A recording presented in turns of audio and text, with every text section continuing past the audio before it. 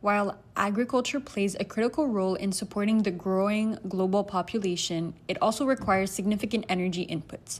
Modern farming depends on both direct energy, such as fuel for machinery, irrigation systems, electricity, and human labor, as well as indirect energy, which includes the energy used to produce fertilizers, pesticides, seeds, and other agricultural inputs. As the food demand increases, the energy inputs for agriculture also grow significantly in order to maximize crop yields and reduce labor costs. Therefore, in order to evaluate agriculture sustainability, the concept of energy balance must be considered. This concept compares the total energy invested in production with the energy contained in the agricultural products generated. This allows researchers to understand if any energy efficient improvements are required. Because the excessive use of energy in agriculture can have serious environmental impacts, it is crucial to minimize it. This is the case as it can contribute to soil degradation, water contamination, greenhouse gas emissions, and biodiversity loss.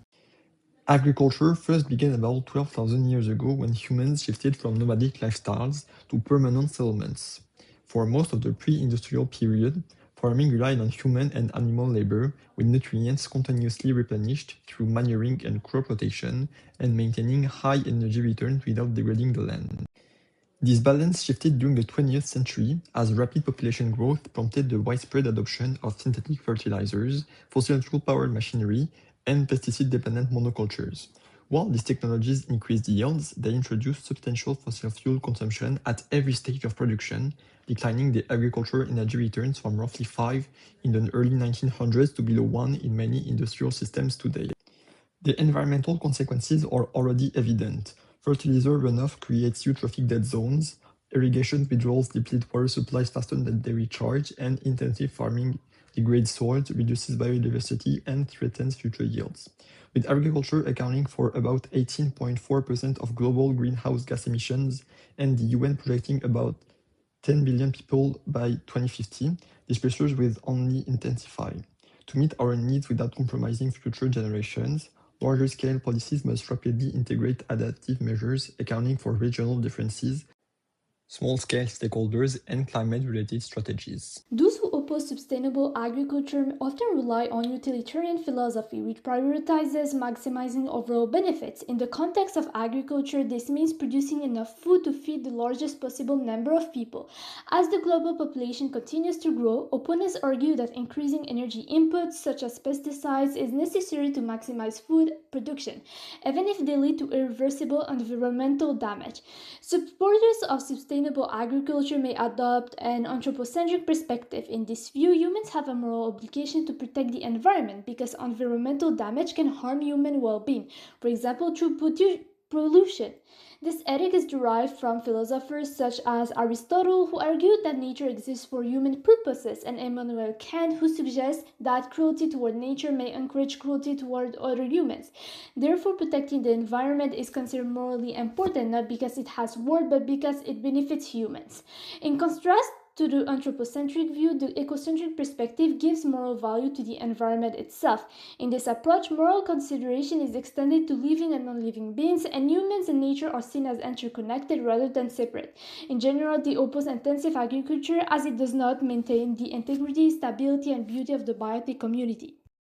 Recent news coverage highlights how energy-intensive agriculture can impact the environment negatively. One widely reported example is the Gulf of Mexico dead zone. According to the U.S. National Oceanic and Atmospheric Administration, fertilizer runoff from large-scale farming in the Mississippi River Basin leads to large algal blooms that remove oxygen from the water, harming the ecosystems. This shows how energy-intensive inputs like synthetic fertilizers can create major environmental consequences. At the same time, many news outlets report on the growth of precision agriculture technologies. For example, Reuters has reported that farmers are increasingly using GPS-guided tractors, drones, and soil sensors to apply fertilizers and water more efficiently. These technologies reduce unnecessary energy use while maintaining crop yields. Now, what are the roles of engineers? Engineers must redesign technologies to improve efficiency and sustainability.